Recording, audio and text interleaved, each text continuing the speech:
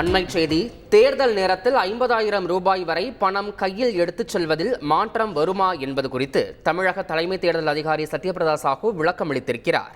இந்திய தேர்தல் ஆணையத்தின் கவனத்திற்கு இது தொடர்பான விஷயங்களை கொண்டு சென்றிருப்பதாகவும் அவர் தெரிவித்திருக்கிறார். மேலும் இது தொடர்பான கூடுதல் விவரங்களை எமது செய்தியாளர் பாஸ்கர் வழங்கிட கேட்கலாம். பாஸ்கர், வணக்கம். இந்த தேர்தல் நேரத்தில் 50,000 ரூபாய் எடுத்துச் செல்வதில் நடைமுறையில் பல்வேறு சிக்கல்கள் இருக்கிறத நம்ம தினமும் பார்க்கிறோம். வியாபாரிகள் தரப்புல இருந்தும் பொதுமக்கள் தரப்புல இருந்தும் பல்வேறு குற்றச்சாட்டுகளும் இது தொடர்பாக வந்துகிட்டு இருக்கு. இது தொடர்பான கூடுதல் விவரங்களை சொல்லுங்க பாஸ்கர். 50,000 ரூபாய்க்கு மேல் உரிய ஆவணம் இல்லாமல் எடுத்து சென்றால் கண்டவர்கள் அவர்களிடமிருந்து அந்த பணம் உடனடியாக பறிமுதல் செய்யப்படுகிறது. அதே தொகை 10 லட்சம் ரூபாய்க்கு மேல இருந்தால் உடனடியாக அது வருமான வரித்துறையினுடைய கவனத்துக்கு கொண்டு சென்று அந்த தொகை என்பது உடனடியாக வருமான வரித்துறைக்கு ஒப்படைக்கப்படுகிறது. அதற்கு பிறகு உரிய ஆவணங்களை காட்டித்தான் அந்த பணத்தை மீட்டெடுக்கும் நடவடிக்கைகளில் தனிநபர்கள் ஈடுபட வேண்டும். இந்த 50,000 ரூபாயும் அதற்கு குறைவாகவும் அதற்கு அது மேல எடுத்து செல்லக்கூடிய பணம் பறிமுதல் செய்யப்படுவதாக தொடர்ந்து தலைமை தேர்தல் அதிகாரி சத்யபிரதா சாஹூவுக்கு புகார் வந்த வண்ணம் இருந்தது. இந்த புகார்கள் அனைத்துமே இந்திய தேர்தல் ஆணையத்தினுடைய கவனத்துக்கு அனுப்பியிருக்கிறார்கள்.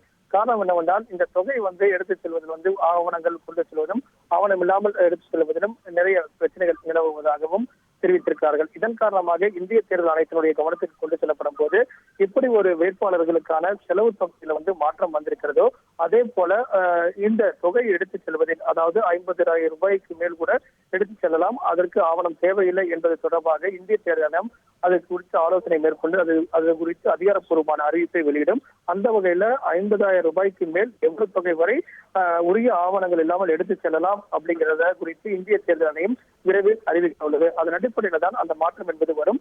இந்திய தேர்தல் ஆணைய கவனத்துக்கு தலைமை தேர்தல் அதிகாரி சத்யபிரதா சாஹூ கொண்டு சென்றிருக்கிறார்.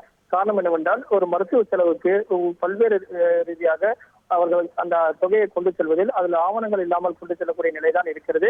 ஆனால் சோதனையில் ஈடுபடக்கூடிய அதிகாரிகள் தொகையை உடனடியாக பறிமுதல் செய்கிறார்கள்.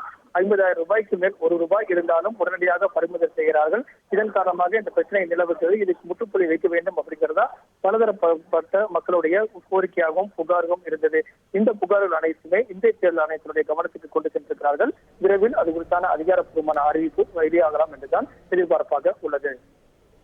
தகவல்களுக்கு நன்றி பாஸ்கர்.